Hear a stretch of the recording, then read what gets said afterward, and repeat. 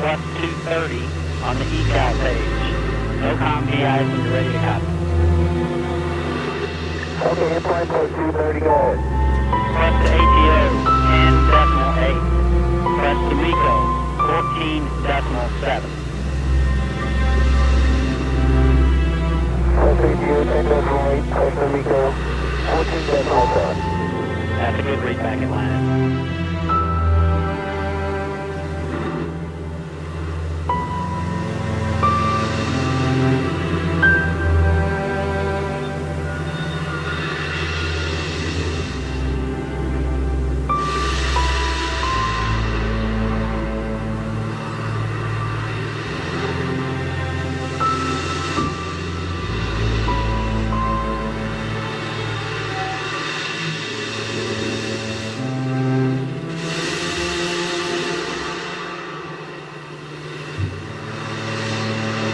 Atlantis, negative return. Negative return.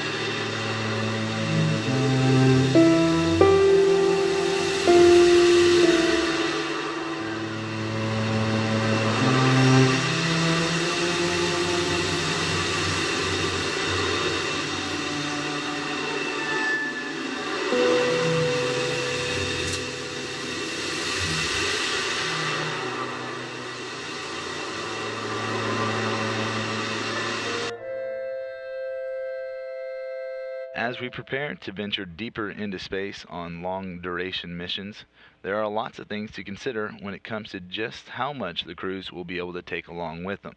Lori Meggs is at the Payload Operations Integration Center at NASA's Marshall Space Flight Center to talk about one of the things that is very near and dear to her heart and one of her favorites, clothes. Lori? That's right, but wouldn't it be a lot easier if we could just wear the same clothes every day until we got tired of them and then throw them away? Well, that's how it works for crew members on the space station. And until now, it's never really been studied as to how long they wear their clothes, but it's vital information as we go deeper and farther into space. But in order to wear your clothes longer, well, you've got to find that right fabric. And that's where a 3-year advanced clothing study comes in. Finally, a shopping spree. Actually, it's an advanced clothing study that's going to look at the types of clothes that we need to send for astronauts and crew members to wear as we go further to asteroids and to Mars. Evelyn Orndorff is actually studying this, and you're a textile engineer. Tell us what we're looking at here. We are looking at 3 years of studies on different clothes that we would like to select from for those long duration missions that will take us to Mars.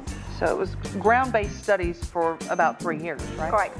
And what did you find? You found this row is actually better to send yes. So, to the space station. Just in front of you are the different garments we actually send on orbit for expeditions 39 and 40 was crew of 3 astronauts and 3 cosmonauts who wore those clothes. Some of these clothes are exercise clothing, and the others were 2 of the t-shirts were used as routine wear over 15 sessions, and Darwin will explain that later, what we're talking about. And this is pretty much basically what they exercise in, and maybe kind of wear day to day, just yes. I guess what we would say lounge clothes? Yes, so what was shipped was right there, the 2 polyester, the shorts, and a polyester t-shirt, and they were used for exercise, but then we also used wool for exercise because wool has very interesting properties in drying, and actually after it is dried, it smells bad when it's wet, but when it's dried, it doesn't smell anything. And that's what we want when these, yeah. when they're exercising, when they're sweating. I mean, how long do they typically wear their clothes right now? Well, we have never captured that because in the crew catalog, we recommend a certain usage rate, and based on that rate, we know when to resupply. But we have never studied and asked any crew members all the way from shuttle program to the space station program, how long they wear the clothes. So this is why we needed to do those studies. It was very important we start quantifying lengths of wear. And it's pretty much a dream come true. You just wear it as long as you can, then you throw it away right now. But that's not going to be possible as we go farther. Correct. Basically, using disposable clothing of a long-duration mission is a heavy burden on the logistics, and we cannot afford to use the same type of garments on those long-duration missions that we have used so far in those missions like shuttle and station missions, where you have constantly a resupply of food and clothing and other consumables. For some programs we've had in the past, we were on the forefront of textile technology. We were not just using what's commercially available, we were designing for those spacecraft.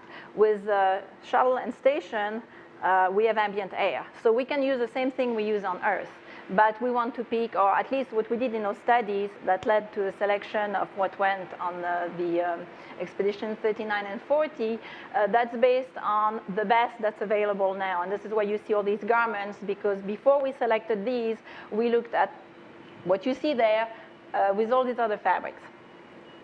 All right, we have the merino wool under the microscope, and this is the fabric that I was just holding, and that was what was selected for the study. Yes, it's one of the fabrics that was selected for the AVA clothing study.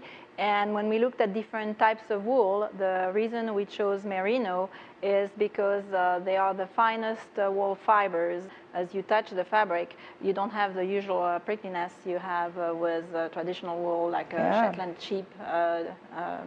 Really smooth. Wool. Yes. And so when you look at it under the microscope, then you see all of these really neat pictures here. What are we looking at there? So what we look at first, because these were new products to us, we looked at the type of knit construction. These are all knitted goods that we have. Those merino wool fibers, the wool industry has done lots of advances in making these fibers feel smoother. Hence the touch. When you touched it earlier, you didn't realize it was wool until we told you. Right. And so they're also less likely to form those little pills, and they'll be more durable. And that's what we're looking for. And we picked some products that were the best in what was available commercially. So these were the actual clothes used in the IVA clothing study. Tell us about that. Right.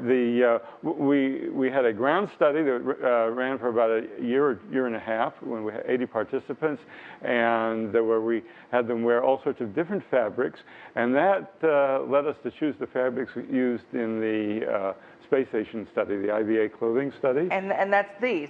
Right. This is wool. I mean, yes, well, feel that, and you wouldn't believe that that's wool. So, no. Yeah, this is merino wool. It has a longer fiber, and it's been specially processed. And these are polyester. Right. Really, really light polyester. Right. Those are the lightest polyester shorts that we can buy on the market. Right. Yeah. So tell us what we looked for in this study on the space station. How long it went for, and how many subjects you had.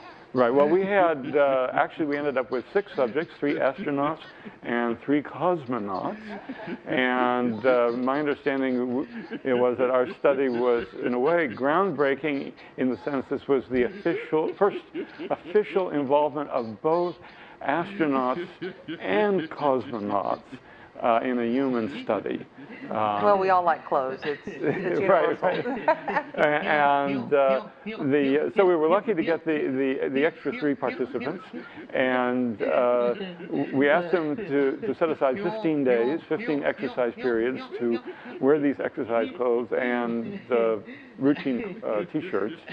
We allocated 6 sets of clothing for them to wear in the 15 days, but when they would get tired of a particular garment, they would dispose of it and then pick the next one that was assigned to them in a particular sequence. Each astronaut had his own sequence between wool and polyester and mud acrylic. And none of the astronauts or cosmonauts got fully to the end of their 6 So they lasted a little longer? Yeah, they did that. So they ended up with a lot of extra clothing up there in their pantry aboard the space station. Not a bad problem. So it's all about just how long they felt like wearing. Right, and we also collected length of wear data, and we collected perception data with a daily questionnaire. And we are in the process of compiling the questionnaire data and analyzing it. And sometime in the future, hopefully this year, we will have the results from that study. And then I can get some and I can say I wear what astronauts wear. That's right, yeah.